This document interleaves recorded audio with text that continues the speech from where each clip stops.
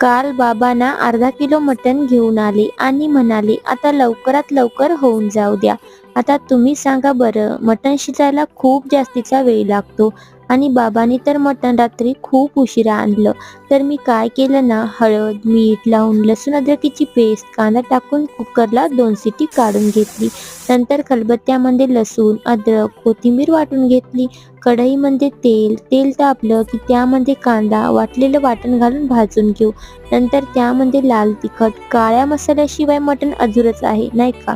त्यामुळे मी वापरला आहे निकिता स्पेशल घरगुती काळा मसाला 2 चमचे.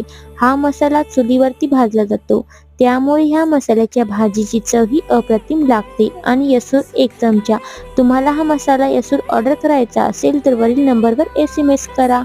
व्यवस्थित असं मिक्स केलं. बारीक कापलेली कोथिंबीर घालू. आता भाकरी चुरा आणि मटण खा.